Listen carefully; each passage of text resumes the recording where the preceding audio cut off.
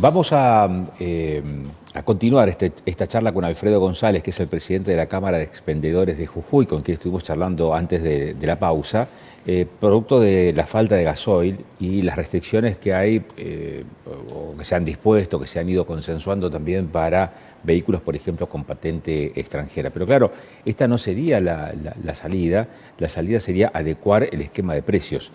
Alfredo, si se avanzara en un esquema de estas características, una decisión de estas características, ¿en cuánto se cotizarían los combustibles a partir de esta situación que se está dando, Alfredo?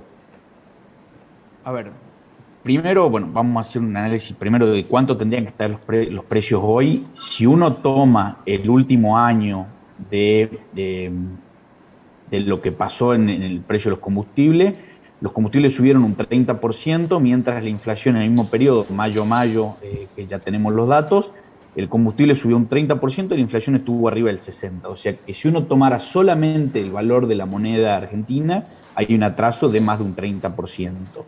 Ahora, si uno tomara encima los valores internacionales del precio del combustible y del crudo que han venido sufriendo por razones obvias, por las razones de la guerra en Ucrania con Rusia, el valor del combustible tiene un atraso mucho más fuerte. Hoy el combustible en los países limítrofes se encuentra entre los 240, 260 pesos el litro, dependiendo del país, dependiendo la carga impositiva que tenga. O sea, de nuevo, una decisión que tiene que tomar el gobierno nacional, cómo va a encarar esto, pero como cualquier servicio, como sean cuando se congelaron las tarifas y la suba de tarifas fue un 200, un 300%, cuando fue el descongelamiento, con el combustible termina pasando lo mismo. Si no se descongela el precio del combustible, va a terminar repercutiendo en un desabastecimiento total, que hoy es una medida antipática, sí, por supuesto que es una medida muy antipática, pero peor es no tenerlo al producto. Y mucho peor lo digo porque hoy, que uno me dice, me lo han planteado muchas veces, el tema de que si la medida es antipática o no es, hoy están decidiendo todos los productores agropecuarios si van a plantar o no van a plantar, si van a producir o no van a producir. Y la decisión se toma hoy. Si no hay un horizonte claro de qué va a pasar con el combustible, muchos productores van a decidir no producir y el impacto en la inflación va a ser mucho más fuerte en 4, 5 meses, 6 meses, cuando haya escasez de alimentos o haya escasez de todos esos productos y nos demos con que muchos productores decidieron guardar hectáreas no plantarlas porque no sabían si iban a conseguir el combustible, no sabían a qué precio, no sabían a qué precio iban a poder vender sus productos después. Después, cuando nos encontremos con subas altísimas en los alimentos por falta de oferta, el golpe va a haber sido mucho más fuerte que hoy tomar una decisión política razonable, transparentar realmente el congelamiento que hubo en los combustibles en el último año y buscar una solución para poder tener combustible hoy, para poder producir para los próximos 6 meses. ¿Cuál es el rol de las cámaras de expendedores de combustible y las otras cámaras que agrupan a los empresarios vinculados a todo el circuito productor y comercializador de combustibles en la Argentina, Alfredo? A ver, el rol de las cámaras de combustibles, que hay una por cada provincia y que están todas aglomeradas en una confederación a nivel nacional, es hacer llegar tanto a los organismos provinciales, municipales como nacionales toda la problemática del sector. Nosotros llevamos ya más de 6 meses diciendo que esto iba a pasar, avisándole a los representantes nacionales, del gobierno nacional, del gobierno local, y durante 6 meses se hicieron oídos sordos, nadie quiso hacerse cargo del problema y se advirtió que si se llegaba a un congelamiento, en el caso de los combustibles es un bien internacional en el que Argentina depende más de un 30% de un producto externo. Con estos precios congelados iba a terminar habiendo desabastecimiento y desde el gobierno nacional decidieron no tomar el problema en este momento. Hoy desembocó en un desabastecimiento casi total a nivel país. Hoy más de 18 provincias tienen problemas de abastecimiento, que las únicas que no lo tienen son las provincias del sur, porque no tienen países limítrofes cerca donde tengan un problema de vecinos cerca que se lleven el gasoil, que hoy te desemboca en este problema. Las cámaras a nivel nacional lo veníamos avisando, lo veníamos avisorando y no se hizo absolutamente nada. Las cámaras que nuclean otro tipo de sectores productivos tienen la misma función y hoy yo me he ido enterando que ya la Cámara de Transporte, la Cámara que nuclea el campo también, están empezando a tomar medidas de fuerza por este tema, pero hay que entender que las estaciones de servicio no tienen la culpa. O sea, las estaciones de servicio compramos un producto y lo revendemos al público, que es un Claro. producto que hoy no hay, que las petroleras no están importando y que no están dispuestas a importar a este precio. Alguien tiene que poner la diferencia entre el valor internacional y el precio que se vende al público para traer el combustible que falta para que el resto de las industrias de este país funcionen. En la medida que esa decisión no se tome, el poder que tiene una cámara o el poder que tiene una estación de servicio es simplemente comprar el poco volumen que le brinda una petrolera hoy y venderlo al precio que hoy está congelado y fijado por el gobierno nacional a valores del precio del litro de YPF. Está. Eh, Alfredo, muchísimas gracias por estos minutos.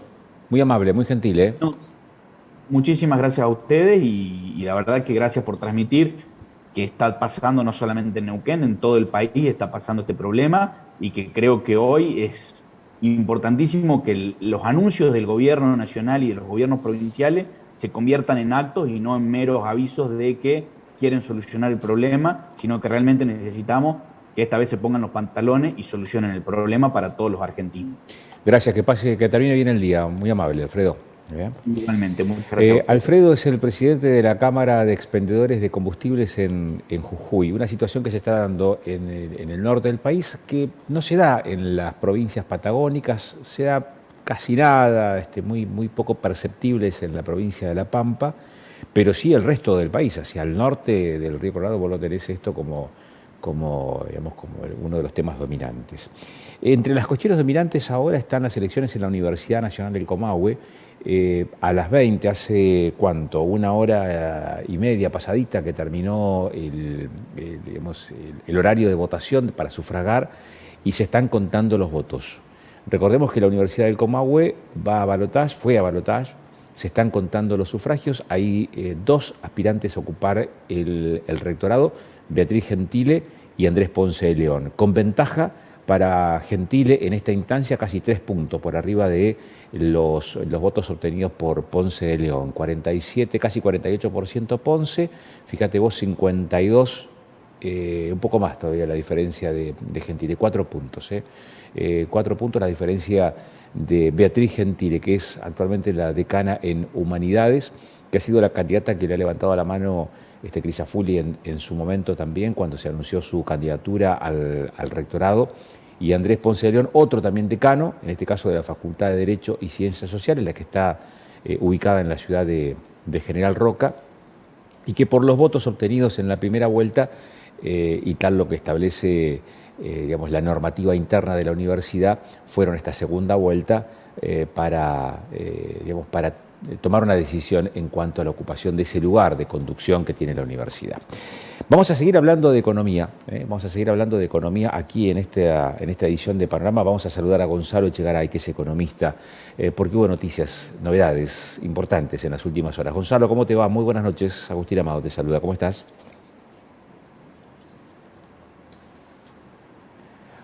Bueno, creo que no me escuchas, Gonzalo. ¿Cómo te va? Agustín, buenas noches. Ahora Se sí. me escuchan bien. Bueno. Dólar e inflación. Sí. ¿Por dónde querés comenzar? Creo que la inflación nos vino dando señales fuertes durante el primer semestre y que el dólar está actualizándose. Con lo cual, si querés, arranquemos por inflación y tratamos de entender la película completa. Dale. Vamos por ahí entonces. Sí.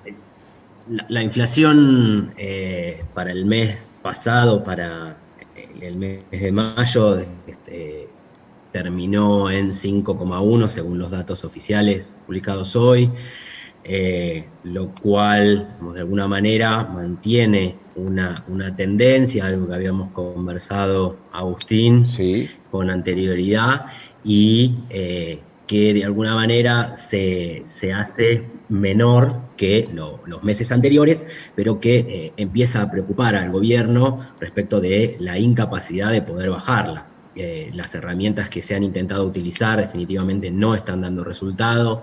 Esto está impactando no solo en la inflación actual, sino en lo que se espera de acá a fin de año, y estaría preocupando también no solo a las autoridades del gobierno, no solo a cada uno de los vecinos en la Argentina, sino también a las autoridades del Fondo Monetario, ya que se empiezan a complicar el cumplimiento de las metas fiscales acordadas. Uh-huh. Y esto es lo que determina también el tema del dólar, la cotización del dólar, este salto que ha pegado hoy de 8 pesos, la cotización del dólar, ¿o hay otros componentes que también inciden en esa componentes que pueden ser económicos o políticos que inciden en la cotización del dólar blue, Gonzalo? Ya conversábamos hace un par de semanas cuando se dio, de hecho la semana pasada, cuando salió la salida del ministro Culfas, el evento, sí, el primer acercamiento entre Cristina Kirchner y Alberto Fernández, y cómo podía impactar eso sobre las variables económicas, ese ruido político, y cuáles iban a ser las expectativas que tenía el mercado respecto del futuro a partir de esos cambios que de alguna manera indicaban en la política un mayor protagonismo que tal vez el esperado hasta esos días respecto de lo que desde la economía se puede ver como el ala más expansionista del gobierno, el ala que está más en contra de aumentar las tarifas, el ala que está más a favor de continuar con los subsidios y un aumento del gasto fiscal. Bueno, definitivamente me parece que lo que se venía pensando como un atraso del tipo de cambio, lo que generó es mucha incertidumbre en el mercado, mucha incertidumbre en los inversores, y veníamos, digamos, el mercado estaba colocado durante todo el primer semestre en lo que son los bonos SER, que para que se entienda son los bonos que rinden más cuando hay más inflación, y el dólar, lo que podemos pensar, digamos, el dólar se había devaluado, el aumento del dólar, para ponerlo en palabras llanas, lo que aumentó el dólar en los últimos 6 meses fue menor que lo que aumentó la inflación. Eso, en términos económicos, lo que se dice, digamos, conceptualmente, es una apreciación del tipo de cambio real. O sea, cuando hablamos de que se atrasa el tipo de cambio, cuando se atrasa el tipo de cambio, lo que hay es mayor expectativa, o sea, mayor incentivo a importar y menos incentivos a la exportación. Por lo cual eso complica a la Argentina, que de por sí ya tiene escasez de dólares, porque cuando yo importo voy a mandar dólares hacia el exterior, cuando yo exporto menos voy a recibir menos dólares. Durante todo el primer semestre lo que vimos es una liquidación récord de divisas, tanto por volumen, pero sobre todo por precio, del sector agroexportador, y a pesar de eso, lo que encontramos es que el central no logró hacerse de reservas. En Argentina siempre el primer semestre el central acumula reservas con la liquidación de las exportaciones del campo, y en el segundo semestre empieza a consumirlas. Bueno, lo que se terminó tal vez el fósforo que encendió esta granada, que esperemos no sea una gran bomba hacia adelante, es todo, o sea, los inversores, los corporativos, pero también los minoristas, lo que hicieron es salir de esos bonos atados por inflación, pensando en que la inflación se va a ir reduciendo paulatinamente, más por una cuestión de recesión y de incapacidad de consumo que por una solución de los problemas macroeconómicos, y que el dólar iba a ser a partir de ahora la variable donde estar invertido, donde estar colocados para que los pesos no pierdan valor. Te diría que en este resumen, Agustín, es donde se sucedió todo lo que sucedió la última semana y que nos hizo por ahí ver muy fuertes aumentos del tipo de cambio, pasando de 210 a 230 el MEP, o sea, 4 o 5% de aumento en el dólar blue, y lo que generó la caída de bonos y también principalmente el récord en el riesgo país. Gonzalo, vos sabés que recién terminamos de charlar, antes de empezar a hablar contigo, con el presidente de la Cámara de Expendedores de Combustibles de Jujuy. Hablaba acerca de la necesidad de adecuar el valor de los combustibles a los precios que, debemos equipararlos con los valores que tiene Chile, Paraguay, Brasil, por esta mayor demanda que se ve, sobre todo en la zona del norte del país. Y vos hablabas recién de una tendencia a no trasladar estos mayores costos al tema tarifas. ¿Cuál es tu mirada respecto de esa circunstancia que se está dando hoy por hoy en nuestro mercado interno desde una provincia petrolera, desde una región productora de hidrocarburos como es Vaca Muerta? Y esa es paradigmático, ¿no? Que en el norte del país falten combustibles, ¿no? Somos un país que produce hidrocarburos. No, Agustín, somos un país productor de hidrocarburos, pero la industrialización de esos hidrocarburos requiere inversiones y la Argentina no la ha tenido durante los últimos años. Para darte un dato, las importaciones de hidrocarburos, de gas y petróleo y gasoil en el mes de abril alcanzó los 860 millones de dólares. Esto, digamos, se vio... La componente de ese aumento es un 66%, tiene que ver con un aumento de los precios, pero además un 71% de ese aumento tiene que ver con mayores importaciones, mayor volumen de importaciones. Entonces, esta realidad dual en la que vivimos parece que afecta no solo a una provincia como Neuquén, que tiene la incapacidad de generar regalías y de aumentar su capacidad de producción de gas y petróleo, sino que además también impacta en el norte, donde, por ejemplo, digamos, lo que vos decías, hay escasez para el gasoil, para la movilidad, y tenemos industrias con recortes en el suministro de gas.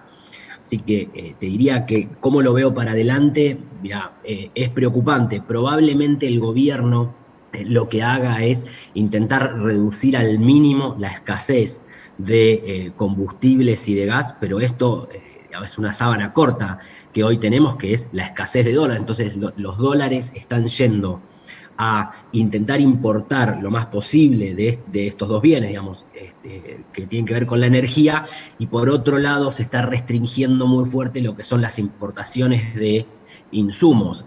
Acá en la región lo que estamos viendo en el sector PYME, sobre todo en las empresas que prestan servicio directo, tanto a las operadoras como a las empresas de servicios especiales, es la escasez fuerte de un montón de insumos que son esenciales para que puedan desarrollar su actividad óptimamente. Claro, claro. Gonzalo, como siempre, un gusto charlar contigo.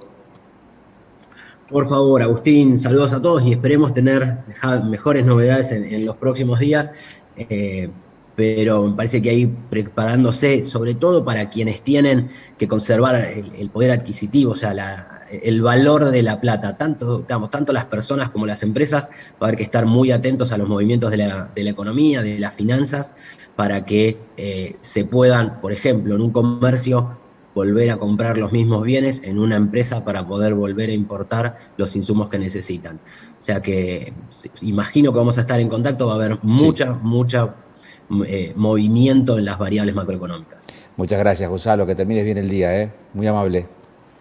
Hasta luego. Muchas gracias. Gonzalo Echegaray es economista. El dólar llegó a 2,24, él saltó 8 pesos en un día, marcó otro récord más. Y hay que estar muy atentos, decía recién Gonzalo, casi como una sugerencia, como un consejo para estos días en donde se espera que puedan surgir otras novedades más en términos de la realidad económica de la Argentina, teniendo en cuenta, por ejemplo, estos valores que estamos haciendo referencia recién, que son ni más ni menos que una muestra de esos cimbronazos que está dando la economía y que explicaba recién Gonzalo Echegaray, con quien estábamos charlando. Vamos a intentar a continuación volver a poner en pantalla esto que te mostramos hoy más temprano, que está relacionado con el proceso electivo que se está dando en la Universidad Nacional del Comahue, en donde en este momento se están contando los votos para decidir quién va a ocupar el rectorado de la Universidad del Comahue a partir de este año y por 4 años por los próximos 4 años. Hay 2 figuras que han compulsado por ese lugar de privilegio, Beatriz Gentile con el 52% de los votos a esta hora de la noche, y Ponce de León con poco menos del 48%, 47,74% de los sufragios. No le alcanza, aquí en esta segunda instancia es por simple mayoría de votos.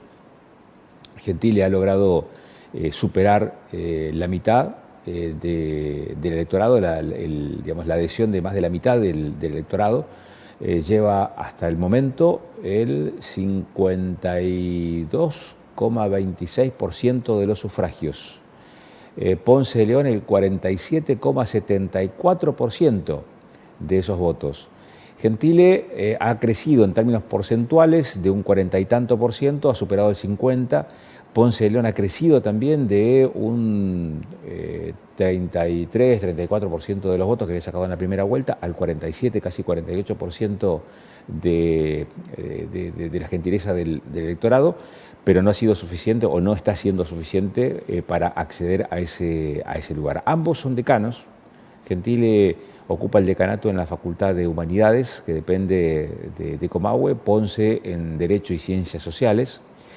Gentile es profesora de Historia, Ponce de León es licenciado en Servicio Social, y ambos tienen bastante trayectoria, muchos años de participación activa en la política de la Universidad Nacional del Comahue. Se termina la gestión de Gustavo Crisafulli, después de 8 años de estar en el rectorado de la Universidad del Comahue, y lo va a suceder, en función de estos números que estamos viendo aquí, Beatriz Gentile. ¿Está el teléfono, Pablo, Beatriz? No. Ok. Intentamos hacer un contacto telefónico, pero imaginamos que por estas horas la ansiedad debe ser mucha, porque están contando voto a voto lo que está pasando. Y además hay una gran dispersión geográfica en la Universidad del Comahue, porque fíjate, tiene 16, 17 facultades y asentamientos universitarios. Están distribuidos en toda la geografía de la provincia de Neuquén, la provincia de Río Negro y también en una partecita en Chubut. Hay un asentamiento que está en territorio chubutense. Con lo cual, el despliegue territorial de la universidad la distingue del resto de las universidades nacionales o las universidades estatales. Por lo general, las universidades están asentadas en algún conglomerado urbano y allí montan toda su estructura de oferta académica. Comahue se pergeñó desde el origen con otro perfil de llevar esa posibilidad de acceso para la población de la Patagonia Norte a la formación universitaria, y por eso su diseño fue pensado en facultades dispersas en toda la geografía de la región: Bariloche, San Martín de los Andes, Zapala, Neuquén Capital, Cipolletti, Cinco Saltos, General Roca, Viedma, San Antonio Oeste. Hay una gran dispersión de la universidad, dispersión en el sentido de llevar esa oferta de formación académica a los distintos rincones de la región, y es lo que la distingue del resto de las universidades. Se le parece en parte la Universidad de Río Negro, que es más reciente, tiene menos historia, tiene menos carreteo, pero que tiene un diseño muy parecido, pero solamente anclada en el territorio provincial de Río Negro. Beatriz Gentile, con estos datos, se está convirtiendo por estas horas en la próxima rectora que va a tener la Universidad Nacional del Comahue. Y con este dato, siendo ya casi las 22, faltan segundos nada más, nos estamos despidiendo. El compromiso es reencontrarnos en una semana, a partir de las 21, como siempre, en la pantalla de Canal de Noticias 24/7. Por su gentileza, muchas gracias. Hasta la semana que viene.